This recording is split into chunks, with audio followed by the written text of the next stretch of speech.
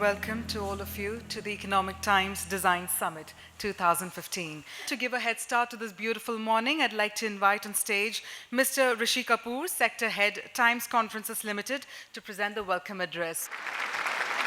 I welcome you all to the first annual edition of the Economic Times Design Summit. Design is the most natural and effective way to build up brand awareness and visibility through the product, and it plays a key role for the success of brand development strategies. Keeping in mind competitive growth, the importance of strategic use of design has been recognized by our government, and they're working towards developing and implementing various policies around design. The Economic Times Design Summit aims to be an industry platform to compare and exchange perspective and experiences from design experts on the fast evolving role of design in the industry. We sincerely hope the round of discussion will really add value back to the industry today. Thank you. Ladies and gentlemen, before we get started, we'd also like to take the moment to thank our partners. Today's product and engineering design session is brought to you by Whirlpool. Our academic partner is Pearl Academy. Silver partners, Altair and Imaginarium. Associate partners, ANSYS, Ishania, Houselife, VelvetCase.com. Jewelry design consultant, News, and live webcast partner, 24 Frames Digital. On that note, yes, we are joined by our esteemed set of panel members. So without any delay, let's get started with our first plenary session on Renaissance of Design in India. Firstly, I'd like to invite on stage our session moderator, Mr. Pradyumna Vyas, Director, NID, National Institute of Design. And with that, I'd like to hand over the proceedings to Mr. Vyas. Over to you, sir. Very good morning. In independent India, there was a vision that how we should strategically take country at a higher level. And in that vision, the technology, design and management were put together. And if you see that the technology means IITs, they came in late 50s and early 60s. Indian Institute of Management also came almost late 50s and early 60s. And even NID came in 1961, the first design school, meaning the design was given importance by the visionaries in this country that it's an important thing to take it forward the economy. Somehow, because of the protected economy, the design, industrial design took a back seat, and people started defining design in their own ways. And when you talk to design, the policymakers and other people in 80s and 70s, the perception was more of a fashion-centric, textile-centric, maybe elite. The perception of design was it is taking too long time, there is going to be too huge investment, return on investment are not going to be major, and why to spend so much of time? So in such scenario where industry was not accepting design as a main component for the growth, Mr. Dilip Chhabria has initiated his design activities. So being his journey, in fact, I would like to ask him that what made you go into the design, knowing that how the design scenario is happening in this country, and where do you see the future of design, the journey which you have taken so far? We all encoded genetically to expect change, and I realized that if I could create a company which could combine my passion and my knowledge and my education with the affordable and scalable skills of India and deliver customized solutions to the consumers. And at that time, the automotive industry was a much smaller industry from the point of range available. I realized that I couldn't go hungry, and that really emboldened me to take this step. I was very confident that to be differentiated is important for businesses not only to survive but also to grow. Well, I see design getting more important from a consumer's point of view or from an industrial point of view. I think the essence is really how do we manage the program of design, whether it has the depth, whether it has the maturity, because design is usually seen from an Indian perspective as something which is a prettifying thing in that sense. I think we have a long road to travel from that aspect, but if we can manage it, I think we all know that companies, service organizations, or individuals will have to stand out to really grow and survive. You know, when this design profession started, they were always the masters whom we are looking forward to do our design work. So, would you like to reflect on that, that this journey from looking into the master's works and becoming master yourself and creating a new language of design? I never really looked at masters in that sense. To me, design is very simplistic in its understanding, is that design has to stir your emotions to create a want. And it's not necessarily going to come from masters because they lived in a particular era. And design is usually steeped into the future. My personal thing is that you have to be obsessively passionate. Yes. It's a 24-hour job, and if you love your craft, you're going to get it in any case. I'll go to Suresh Sethi. Suresh has a very interesting experience line that he joined Philips Design and then moved to IIT and then Singapore and his own design office, and now is with Whirlpool. Now it's a total different scenario from automobile design to the consumer durable, where you do not have too much of liberty really to play around and invest time in designing. So how is this experience working with a major giant like Whirlpool and taking competitive advantage through design? My beginnings in Philips, the first project that I did for them, which was simple tube light and the end brackets, really did well. It was about cost cutting. Fortunately for me, I had a science background when I joined NID, and I was an artist, so mixing both was very easy. Giving due to engineering, giving due to the business partners came naturally to me, because the respect that you have for your team actually helps you bring the product out. They listen to you. Again, understanding that India was a different country. India needed mass products as much as they needed craft. The choice between getting into craft and mass production at NID was always a challenge. I chose this because I thought I'll reach every home like what I do in Whirlpool today.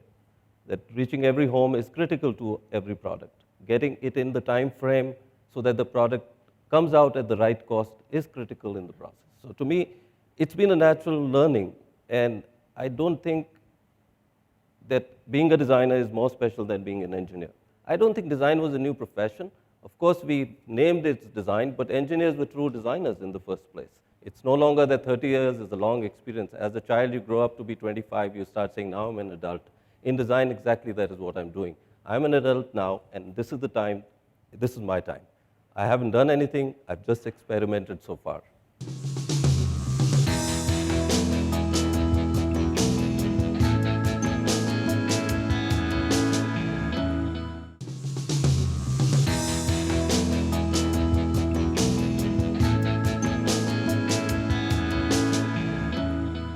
Navroz, you have taken over reins in design in your company when the country is going through a very exciting time. Is there any new strategic thinking which you are working out in your organization? A lot of people have this sort of misconception that design is just about designing new products. I think companies today can pretty much make anything, right? We know how to make very, very complex things, but what's missing most of the time is what to make, right? And I think there's a big gap between organizations' capabilities to produce all kinds of things with the best technology and their knowledge of what people want and what consumers want. So this is creating, it's like an innovation gap. And I think by approaching work in a more collaborative way and sort of trying to break down these silos, that's one way to bridge this gap. Be clear that the definition of design, I think, also needs to kind of change and evolve. We call it design with a capital D, right? But because it's not about making things look good, but it's really about understanding what people desire and what can add meaning into people's lives, and then working in collaborative environments to figure out how to then convert that into into things that are also viable and feasible for companies to make. I'll come to Michael now. Michael joined Titan after NID and did great job. And I don't know how many of you know that the world's slimmest watch, the Age, was designed by Michael, which was a great success internationally. And in real sense, in true sense, product delight. So Michael, we would like to hear from you about the journey from Titan and to your own company and the consumer products and the design acceptance in the industry, and then where to go next.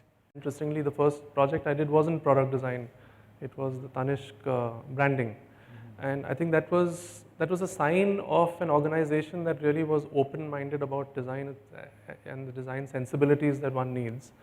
And the space itself is such that it actually melds a sense of desire, functionality, utility right together. I mean, watch design is not about just reading time. So that's a challenge that I felt was something that really drove a lot of interesting interpretations of consumer sensibilities. And now consumers don't tell you what they expect, and that's the beauty of design and what you can do with design. You have to be able to preempt sensibilities. You should be able to understand the whole essence of what drives desire and then translate that into some physical manifestation. Now that's over time moved to today it's virtual and physical, and it's actually it's bringing back the whole idea that you don't need verticals of specializations. You need to have design thinking sensibilities that can span a larger design experience. So it's about designing an experience and not a product. So this brings me back to the whole idea of how do you propagate great design thinking in an organization, because I've now had the experience of being with an organization and then as an independent consulting practice. And I think the part that really interests me a lot is to be able to see how design can make systemic changes and therefore inculcate design thinking in not designers but in the rest of the ecosystem that holds design together. And that's when you will actually build a certain threshold where sensibilities of design won't be the task of just a designer pushing it. It's just the organization that believes in it, and hopefully over time, I mean, if you look at building desire through design, one would see design drive change. And from design, I look at it as a larger perspective. It's not just about designers, but it's a conglomerate of thinking of how do you preempt future trends, and going by what manufacturing processes have lent, it's the whole bridge between how far ahead you have to think is now shrinking down to almost days. You can actually come up with a new product in overnight. So that's the exciting thing that's transitioned from when we started off design to what it is today. So Sharad, you are coming from an academic side, and you are basically creating the human resource. In today's time, the challenges which are there in the industry, what way you are really developing this human resource so they are industry ready, and also bringing very innovative ideas to the industry for getting a better satisfaction in their career?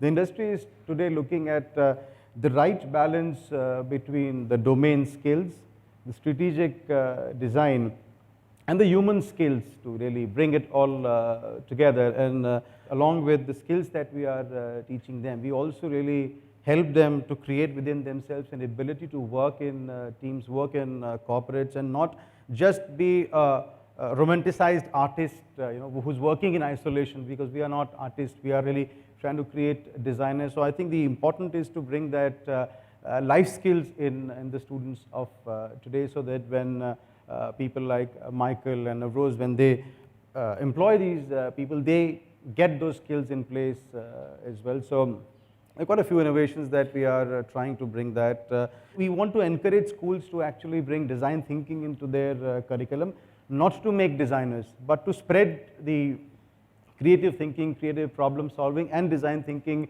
within their curriculum. We are going to be putting an online course in design thinking, which just encourages students to go there and do it on their own.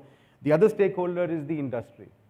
making them aware of what design thinking is and how is it really going to be working for them. I think then what we are talking about is a design revolution. Then things will start to change from our student community as well as the industry. Are we somewhere giving this education to our students that they go and tell industry that yes, I will do what you are saying, but what is right for you, that also I will tell?